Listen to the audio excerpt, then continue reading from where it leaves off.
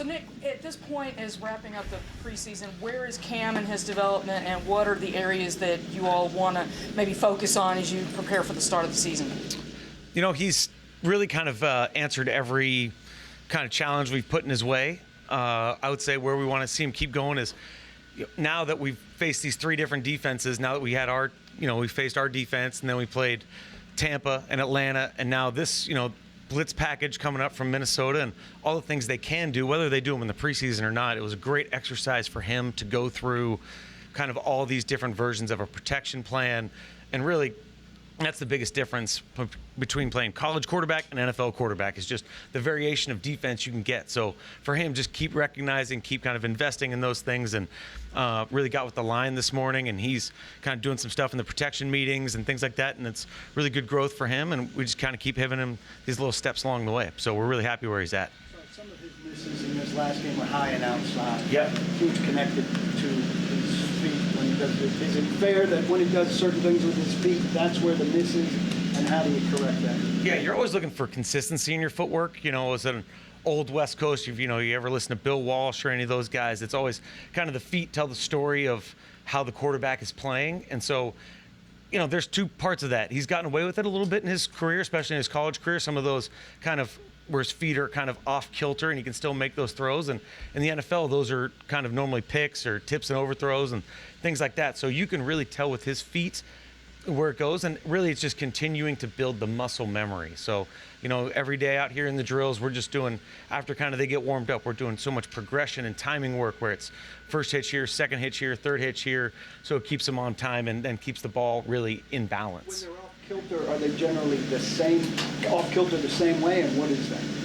He's somewhat falling away from it, so really it's not stepping into the throw. So really you see that front foot's not really driving, or his hips aren't really driving towards the ball or towards the target. So you can see him kind of rotate sometimes, and that's really that's with all quarterbacks, kind of if you're really not working towards your target, that a lot of times you get those missed throws. For receivers who were here last year, or even those that are coming in new, what's it like adjusting to the way a new quarterback throws the ball, where he wants you and that sort of thing? Because it seems like it's a much different looking ball the way, because every quarterback process is different, every quarterback throws differently. Yeah. So there's, it's just time on task. We watch all, the passing game every afternoon. We watch every pass from that practice together. And so really we let that open communication happen of, hey, as you pass this guy, this ball is going to be coming at kind of this angle. You know what I mean? And so that communication, those things really is where it's different, and you get those differences. And then, as a coaching staff, we very much have how we see the play run, and hey, we see this, we want you guys to, work it over this linebacker or whatever that may be.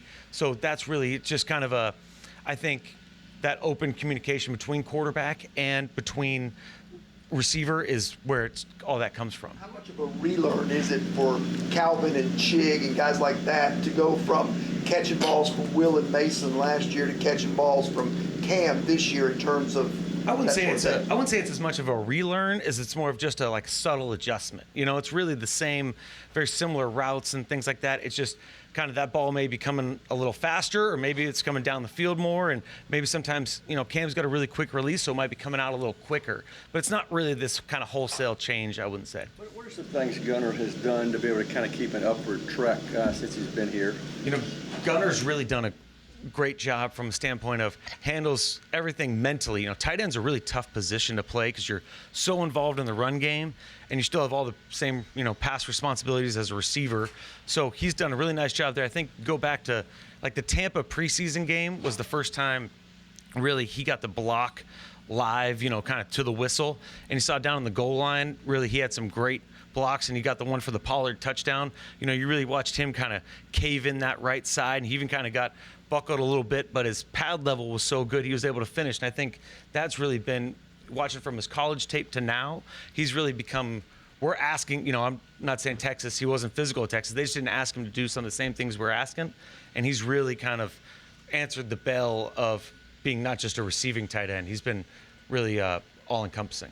Is it too early to say you've seen improvement in the offensive line in terms of pass pro, or are there some things that you're seeing differently and better than last year? I think generally ahead of the curve assignment-wise, obviously. I think we are so much further in communication, especially with having Corey and now getting Lloyd back, of really a year in it, recognizing all these things, knowing all our kind of answers that way. And then, yeah, I think we're ahead, but, it's kind of time will tell. You know what I mean? We're going to go up against some pretty good defenses here coming up, and those rushers are going to be kind of the real challenge, and that's where you really evaluate yourself. But Are you hopeful to get some first team D against your offensive line Friday?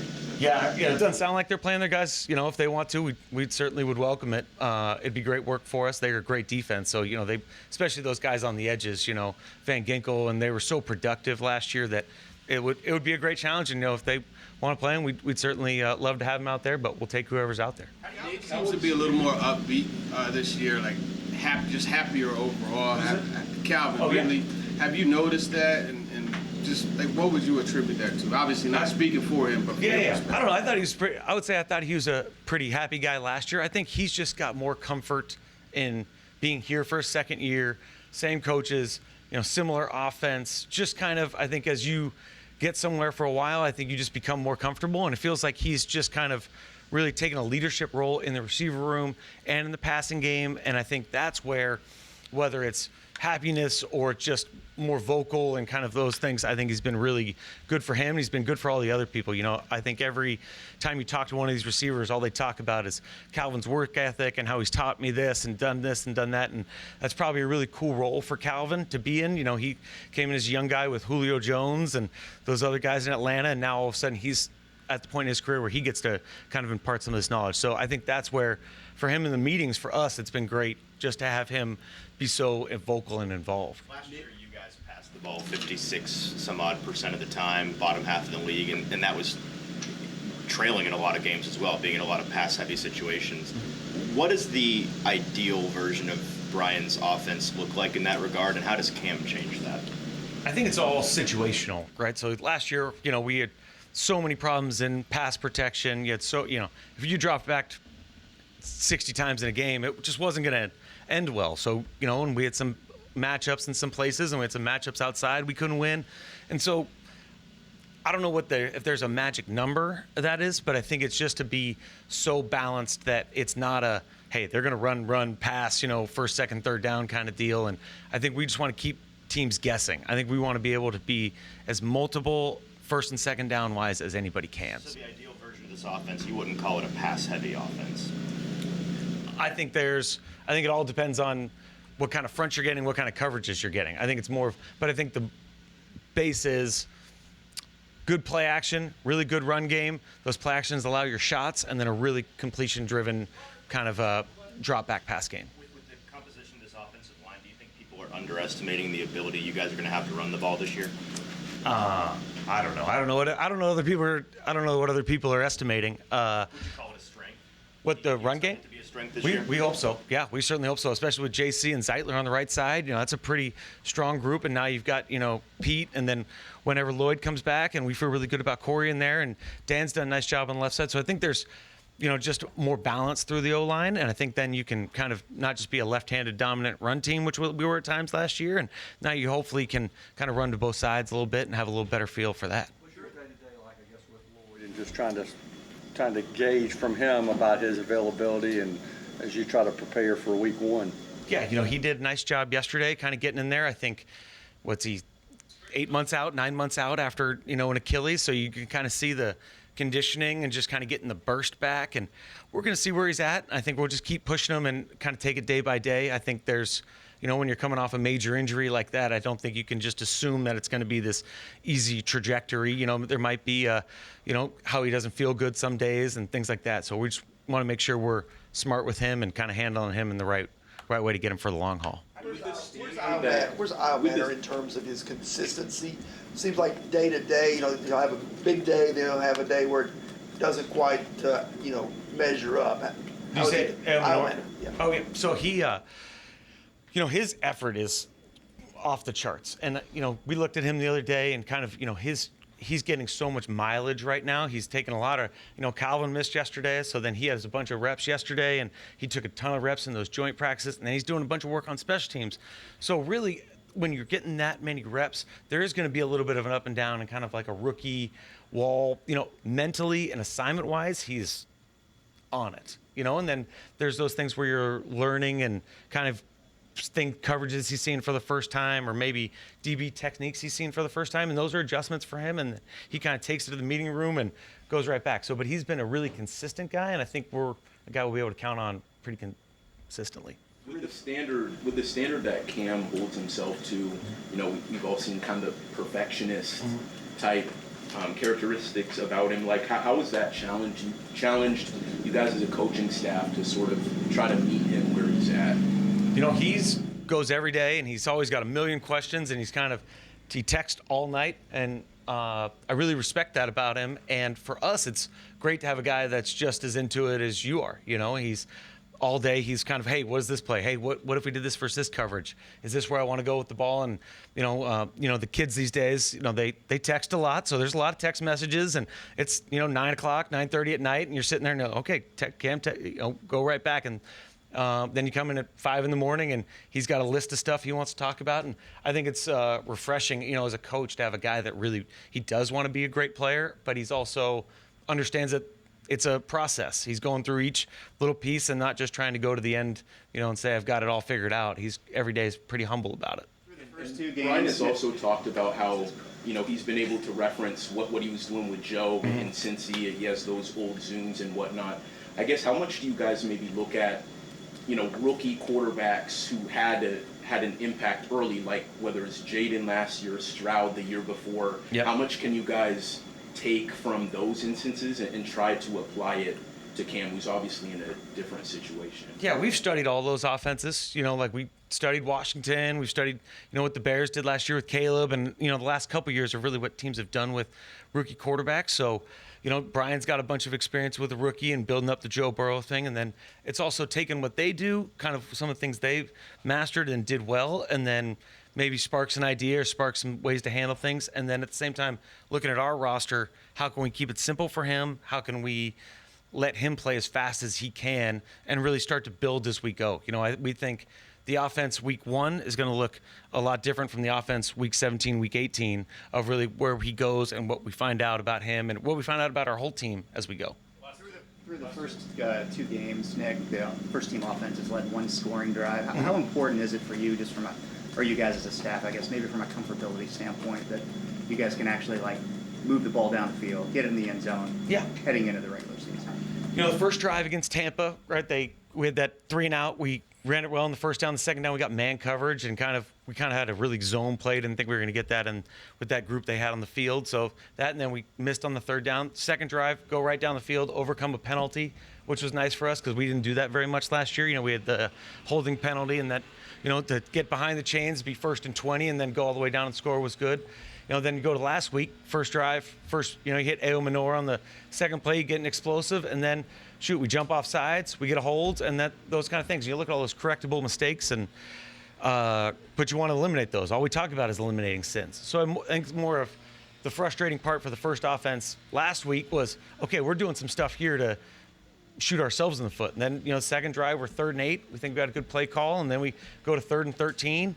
We really got to force it in the middle of the field. Maybe got different throw there. So those are learning experiences for us as an offense, as playing a bunch of new guys. Calvin didn't play, so there's young receivers out there. So we feel good about where we're at, scheme-wise, and we weren't really game planning these crews. We really game planned the practices and then threw out some vanilla stuff in the game. So I think if we were really trying to light up the scoreboard here in the preseason, we probably feel a little worse than we do, but the offense is confident. I don't think there's any real concern there. What do you need to see from maybe the receivers kind of at the bottom of the depth chart, this final preseason game, maybe separately from this? They're all really bunched up, and so I think there's you look at all of them. You look from Prochet and those kind of guys all the way to Restrepo and Mason Kinsey and Jaquan and all those guys, and we really want to see them. 2 things that are going to happen. They got to play fast and make some plays, right? If you make some plays, I think we always talk about to our guys, hey, this isn't just your resume for us, it's your resume for everybody. So for the whole league, we want to give all those guys an opportunity to go out there and make a play. And then the special teams is going to be a big part of all those guys that really separates those guys that are probably outside the first couple of guys that are going to start. So they've all had really good camps. They've all kind of had their ups and downs, but we feel good about where the group's at. To get, I guess, Legarius back at practice, and maybe what's the conversation been like with him getting it before we got to this day? Well, it's good to get him back out there. He's been chomping at the bit. He's been doing everything in his power in the training room to get to this point. So I'm just excited for the young man, not just the football player, but him, because I know the work that he's put in to get out there, and he'll go out and do a little stuff today, and we'll progress him and see where he's at. That's the thing. How quickly can you get him up to speed with the opener now, just a couple weeks away? We're just one day at a time right now. All right, we're just gonna take it one day at a time, and that's the approach we're gonna have with him. The plan last year was that he probably wasn't going to practice much, and you guys were going to get him ready for Sundays. Do you kind of envision once you get him ready for this Sunday, the goal is to have him ready for Sunday? That's really a question for Coach. All right, coach and the training staff on just in terms of his progression and where he's going. Right now, and I'm just excited for him to be out there. And as long as I see 38 out there, I feel very good. In terms of the guys behind him, it seems like Marcus Harris has had a little burst of late. What are you seeing? Yeah, Marcus has really grown, and you can see it. He's making plays. He's a physical guy. You see the speed. A couple plays. In Atlanta in practice and in the game. They throw the deep ball, and you can see him put on the second gear. And then, the big thing about him, he doesn't panic when the ball's in the air. So the progression of him, and I think Tony Oden has done a hell of a job getting him caught up. Fundamentally, he's getting better, and he's not a guy that makes a lot of mistakes. That refusal to panic, that is something that he does. Did you notice that before he got here, or is that something that you feel like has been increased? When you watched his college tape, especially last year, it showed up, and it's ironic. It was like the first tape I put on was him versus Miami, because I wanted to see him against Cam, and it was like 2 plays back to back. They threw double posts, and you just saw him put on the Jets, and it's the same things he's doing now. Was there a point when Cedric maybe got over a hump a little bit and started to settle in? Well, I think Cedric's playing with confidence right now. He's not second-guessing himself, and he's just being who he is. He's being a downhill player. He's scrappy, he's tough, and, he seeks contact. So I think that, he's settled into who he is. He's getting comfortable playing within the system, and, he keeps making plays.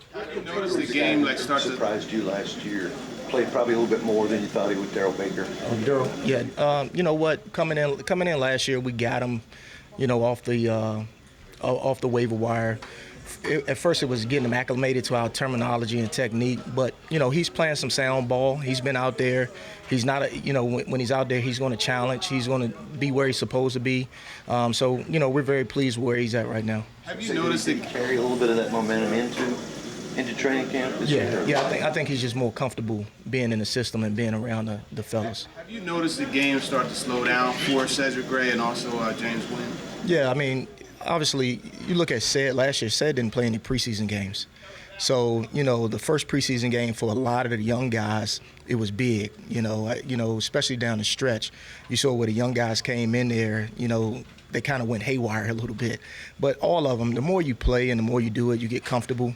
And right now, when they line up next to Cody Barton, Cody makes you comfortable in general. He's a field general. He knows how to orchestrate everything, and he's a calming factor for those young men. What determines James versus Cedric now, and who's on the field in Denver for the first snap? Yeah, well, it's still, we have a few more days. We had this practice, and then we have actually have a preseason game coming up. So, everything's still on the table. We haven't decided on which direction we're going, but right now they're still competing, and that's just like every young man on this roster. It's like you don't take a play for granted, you don't take a game for granted, a day for granted. So they all just competing, and we'll see how it shakes out when we, make the final roster. How those 2 guys pushed each other, Dennard? Yeah, I mean, competition in general makes everybody better. You do 2 things. You're going to rise to it or you're going to fall. So they've been competing, and that's all the linebackers in the room. And y'all notice we had different guys in that room. Over the road trip, it was 2 or 3 new guys coming in there. So it's created a culture like, don't get comfortable. Be comfortable being uncomfortable. And these guys aren't comfortable right now, and they're trying to go take a job. What's it been like? Legarius has dealt with on and off the field. How do you feel he's equipped to come back and navigate all of that well? Man, his intestinal fortitude, his belief in himself, he has something to prove. And when you have something to prove, you come out here and you're going to do your work. You're going to do it diligently. And he's going to put everything that he has into being the best version of himself. And that's all we ask for. What's it been like, kind of the process for Femi? Because it seemed like last week in the joint practices against the Falcons, he kind of got, I guess, a baptism, so to speak. Didn't really flash as much as he had maybe the first week or so of camp. Yeah, I mean, with Femi, the big thing is I want him to be a tone setter. He maybe didn't flash, but he set the edge. He was violent. He made a lot of good tackles. He collapsed the pocket. So he did things fundamentally that we're looking for. The plays are going to come. All right, the plays will come, especially as we game plan and we, do things to help him out. Femi has had an outstanding camp, and he's still getting better. He's learning every day as well. He's still a rookie. What's the balance like for you getting ready for the preseason finale, getting through camp, plus your cuts coming up, but also maybe trying to peak at Denver a little bit? And are you doing some of that? For me, it's like I'm always in the mind frame of it's what's important now. And the number one thing is preparing these young men to go play in Minnesota, to give them the best opportunity to make this team or make somebody else's team, especially the guys that's lower on the depth chart right now. And then, I've looked at Denver during the off season. During the summer. I kind of know who they are, but we'll dive back into that after we finish what's the job in hand. You've seen some evidence of, I know you guys wanted to quarterback running lanes and that kind of pressure. Have you seen some evidence of that kind of scheme working so far, or is it too early to tell? Yeah, we've seen it. Obviously, you watch the games and watch the stuff. They're doing a good job playing 4-1 up front, and then the rush lanes when we pressure has been very good. Jeff said yesterday he wants to play a couple of snaps in the final preseason game. You guys going to oblige him with that? That's up to Cali. All right, we're still talking through that. It's not finalized on who's playing and how much they're playing right now, but I'll get a better feel for it after I talk to Cali about that. That's his decision. What does it say about a guy who's, as he said, probably never played in a preseason game here, still wanted to go in? I think it's a man on a mission. I think it's a man that's want to prove to himself that he is the guy that everybody assume he is. That's what I see. And I see that he wants to be out there with his teammates, and that's huge. Penalties are an emphasis for you guys going into the final week here. Yeah, we had a barrage of them in the past game. It's like, come on, refs, let us play, man. No, but we had a couple of egregious ones, and that's something we're always working on. That's really something all we've worked on so far is just the technical part of it, the fundamental part of it. And we lost our way a little bit with some guys not game planning and not matching up, so there's no excuses. But really what it did is it gave me a good opportunity to be like, come on, man. Like, we're holding on punt return on the line of scrimmage. The play is already killed and it hadn't even started yet. So it was good for us to just look at some of the tape on how we can clean our technique up. So it's a good time for it. Hate to say it on special teams, but, there's through the course of the season, there's going to be a couple of them for everybody. You just don't want them at the wrong time, but there's going to be an element of aggressiveness we're going to play with, and I think that's kind of part of the game. Stay away from the pre-snap penalties, stay away from the after the play's dead penalties, but there are some combative penalties that you're just like, okay, we just got to tighten that up, but a little bit part of the game. It looked like Hecker had a little bit of a struggle.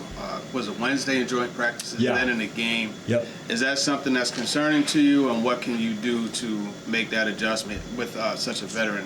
Yeah, good call, great observation. I think in the practice against Atlanta you might be referring to, we were a little bit off with the snap and a little bit off with the punt, and I think that's part of the operation practice when you're getting kind of live reps against an opponent. We could do it out here against ourselves, and there's nothing that you can simulate necessarily in practice like you might get in the game. So it's kind of just, it's been since last December, January for our specialists getting like live work. And I think he got better in the game than he was in practice, and I have no concerns at all about Johnny being ready, in 2.5 weeks. This is just part of the training camp process of getting the operation tight, getting the timing of it, game ready, and then obviously getting consistent with the punts. But I feel like, in my opinion, he's where he needs to be right now, and he'll get to where he needs to be for the game time in a couple weeks. Sly's a guy that has a big leg, obviously. Yep. He's been impressive out here from beyond 50, but he did have a missed extra point the other night, and he's missed a few out here in that 45 range. Is that a concern for you? No, I think Joey's been great. He missed the PAT, but you look at all the practice and all the scrimmages, he's probably been our most consistent specialist. So, I mean, he's hit probably a little over 50 balls that have kind of counted, and I think he's missed a couple of them. The one in the game was the sudden change PAT, and that was great practice for us. You know, I hate to say it, 2 years ago, you know, we had a real good kicker in Dallas named Brandon Aubrey, and his very first attempt, we blocked a field goal, ran it back for a touchdown in game one. So his very first NFL attempt was a PAT, and he shanked that thing left. You know, then he made like 40 in a row after that or something like that. But that doesn't matter. The point is getting sudden change practice as a kicker is crucial. And a lot of times you don't get it in the preseason. We got it in the preseason, and we're grateful for it. And we got that one out of the bag, and we kind of practiced the timing of it because we actually felt rushed as an operation when we didn't need to. And the penalties, great learning for us in the preseason. The sudden change, great learning for us. We've gotten a lot of good work. I know he's new to you, but there's a lot of film on Jaquan.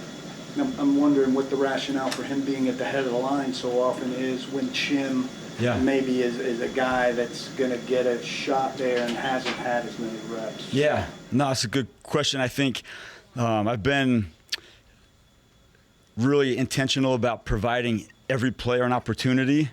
And for right now, I feel like a little bit of seniority trumps, you know, anything that a rookie should be placed at. I just feel like, you know, and Prochet too, you know, he's kind of the old man of the group.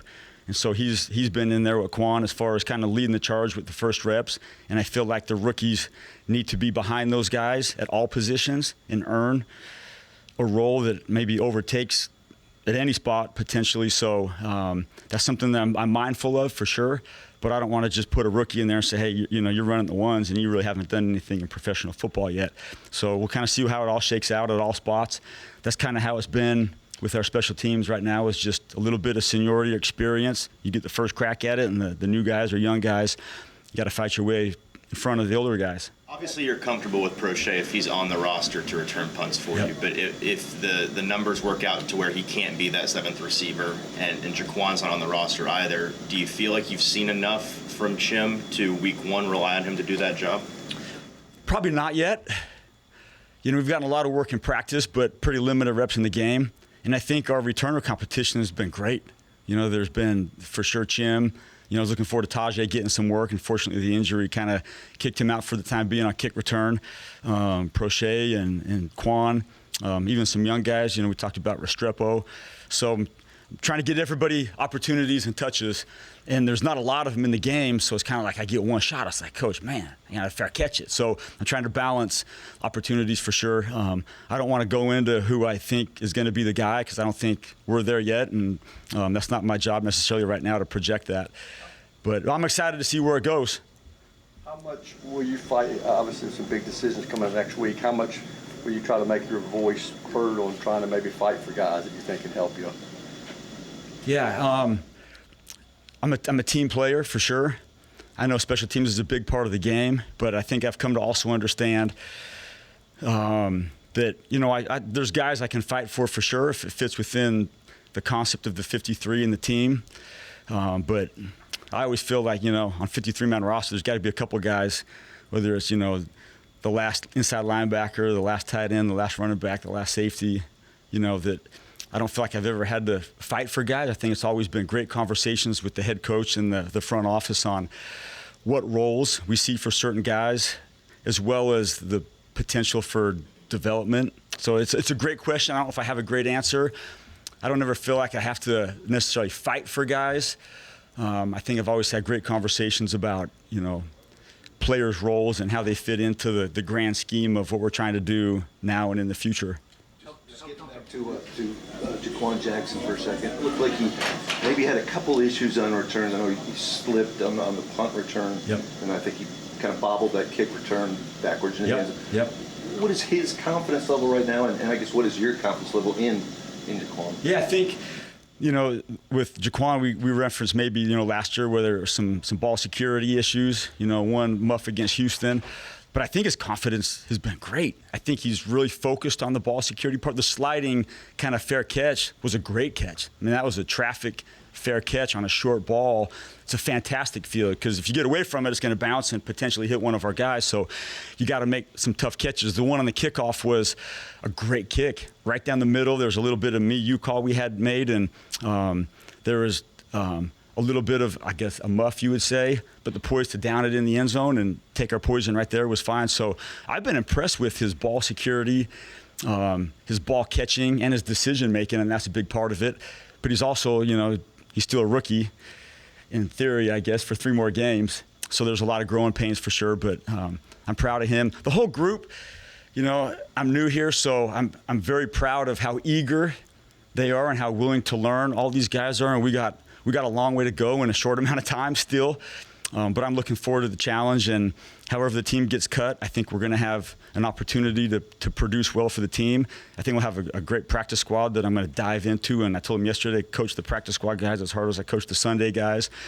But this has been cool for me to meet new players and kind of be the new man and see kind of the personality of the squad, and it's young and it's eager. I feel like there's a competitive nature to them that they have or that we've helped create.